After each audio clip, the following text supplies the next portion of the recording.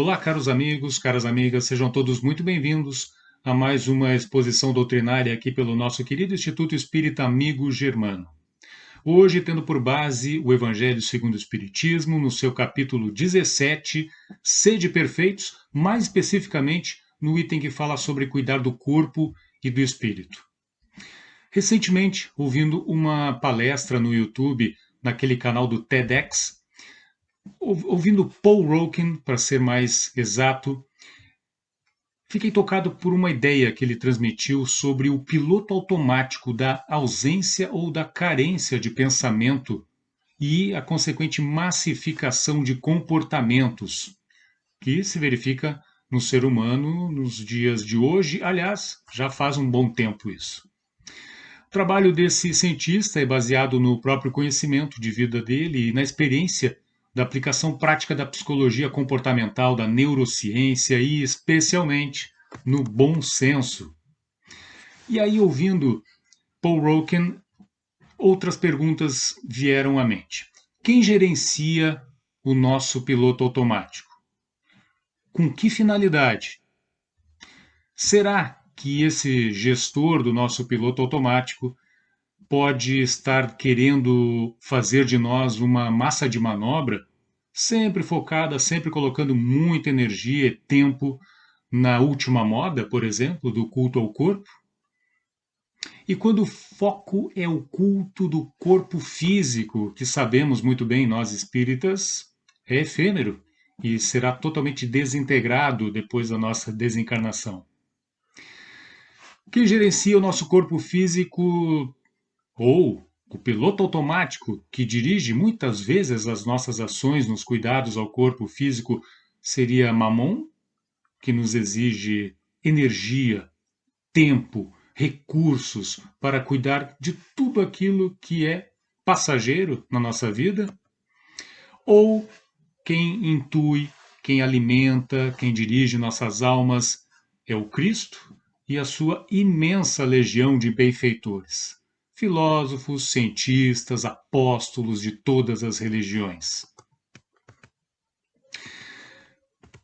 Amai os vossos inimigos, está lá em Mateus, capítulo 5, versículo 44 a 48. Amai os vossos inimigos, fazei o bem aos que vos odeiam e orai pelos que vos perseguem e caluniam, porque somente se amardes os que vos amam, que recompensa tereis disso? Não fazem assim também os publicanos? Se unicamente saudardes os vossos irmãos, que fazeis com isso mais do que os outros?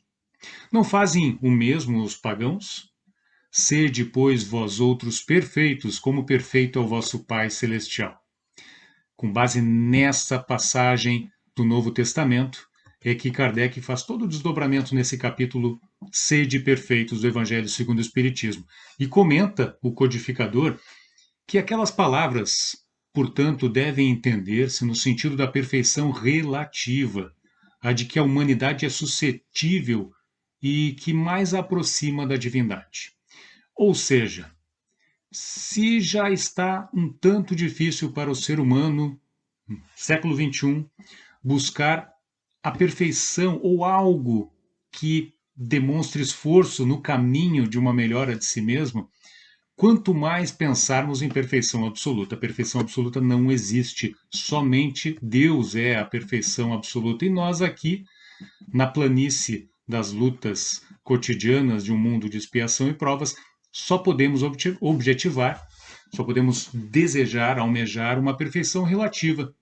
E essa perfeição relativa passa pelo caminho do meio, quando falamos de cuidar do corpo físico e do corpo espiritual. Do corpo físico, aquele que tem prazo de validade, e do corpo espiritual, aquele que jamais morrerá.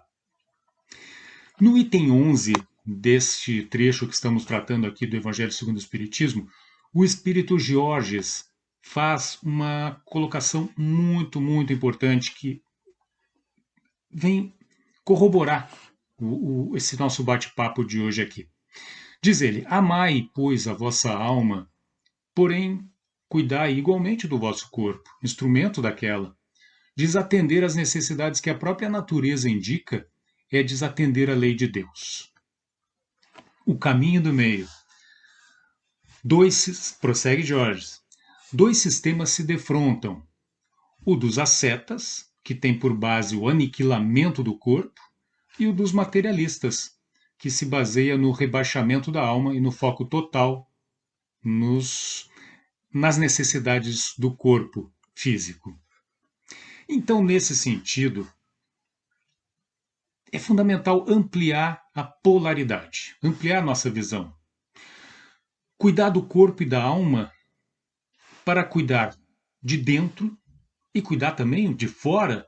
Afinal de contas, estamos colocados no planeta em absoluta conexão com o nosso próximo, com toda a espécie humana, com todos os nossos próximos que não fazem parte da espécie humana e que são nossos irmãos de caminhada, e dentro, abraçando, emoldurando todo esse contexto, estamos conectados com a natureza, com o meio ambiente, criado com tanto desvelo, com tanta dedicação por nosso irmão mais velho, Jesus Cristo, ao longo de bilhões de anos, e sobre este mesmo meio ambiente estamos colocando toda a nossa, me permitam a dureza da palavra, mas toda a nossa indiferença e todo o nosso desprezo por uma obra grandiosa do Cristo, de suas legiões de engenheiros cósmicos que construíram um mundo perfeito para a nossa evolução. Então, nesse sentido, cuidar do corpo e cuidar do espírito deve ser um exercício diário nosso, meu, seu, de todos nós, no sentido de cuidar de nós mesmos individualmente, ao mesmo tempo em que cuidamos do próximo. Próximo, leia-se aqui, todos são os nossos próximos. Não seria este o equilíbrio que falta no mundo, neste nosso mundo, de urgências climáticas e urgências emocionais?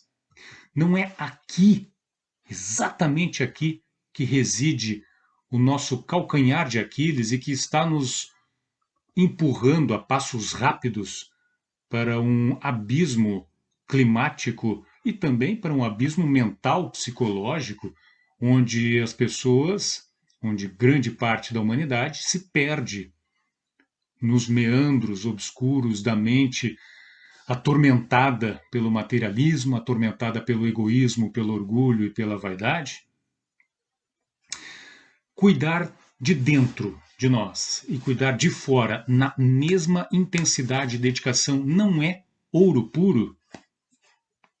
Por falar em ouro puro, eu gosto muito dessa passagem da obra Dinheiro, de Emmanuel e Chico Xavier, no capítulo Estudando Dinheiro, quando Emmanuel diz que o ouro com Jesus é bálsamo na úlcera do enfermo, é gota de leite à criança desvalida, é remédio ao doente, é agasalho aos que tremem de frio, é socorro ao lar sitiado pelo infortúnio, é assistência aos braços que suplicam uma atividade digna, um trabalho, é amparo aos animais e proteção à natureza.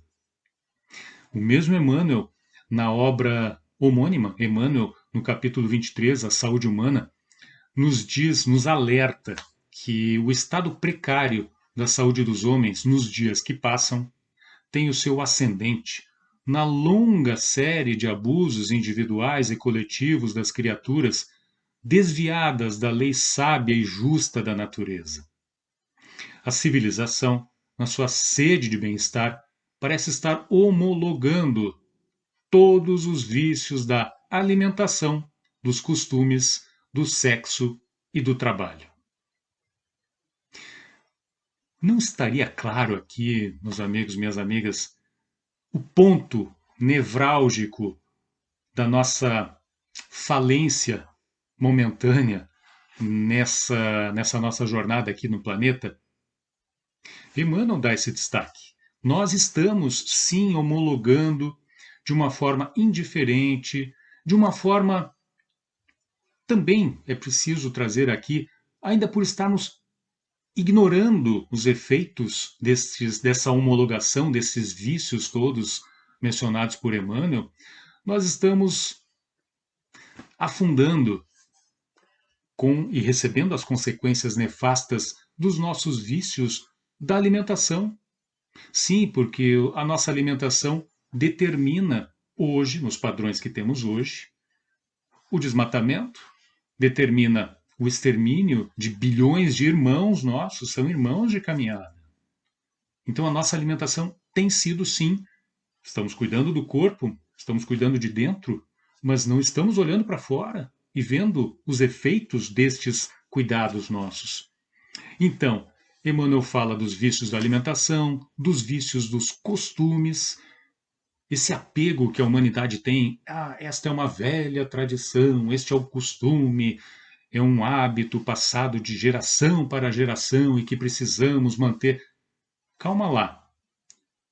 Será que são todos os hábitos, são todas as tradições que realmente precisam ser mantidas? E, por outro lado, se mantivermos estas tradições, costumes, por exemplo, costumes de lazer, ou a própria alimentação, costumes culturais, folclóricos, alguns deles fazem sentido com esse momento que estamos vivendo de transição planetária rumo a um mundo de regeneração? Porque sempre foi assim, será que sempre deverá ser assim, mesmo que estejamos vendo à frente todos os efeitos, as consequências negativas de determinadas tradições, determinados vícios de alimentação, de costumes? Emmanuel fala do sexo e do trabalho, nem se fala.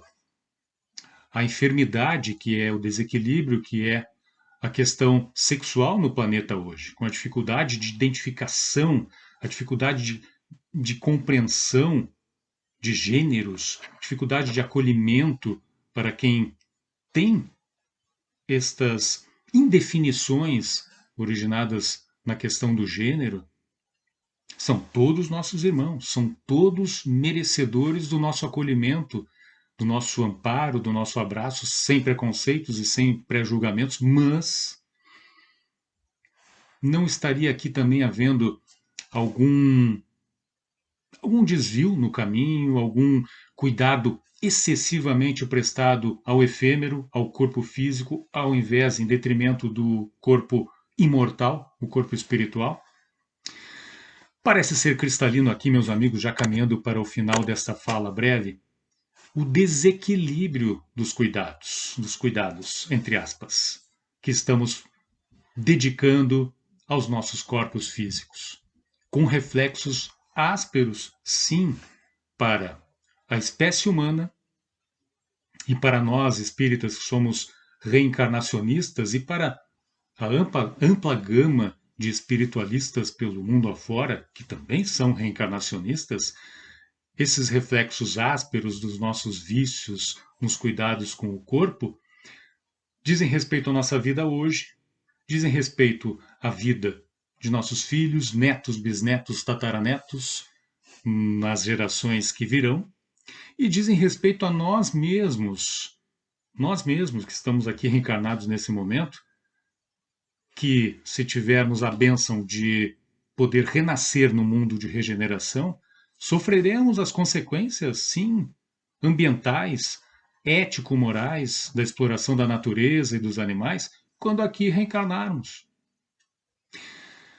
O desequilíbrio dos cuidados refletem-se também em relação a todas as espécies, em relação ao nosso meio ambiente. Estamos vivendo a sexta extinção em massa de diversas espécies da vida animal, da vida vegetal em nosso planeta por conta deste desequilíbrio nos cuidados com o corpo físico.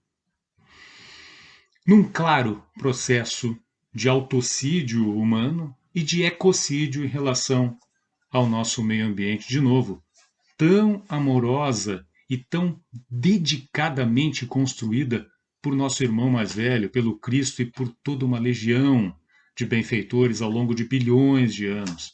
Então nós, seres humanos, achamos que nos últimos 200 mil anos, nas últimas décadas de incremento do nosso conhecimento tecnológico, da indústria, enfim, da exploração, nós achamos que podemos desequilibrar, perverter a construção desse meio ambiente que levou bilhões de anos. para ser constituído.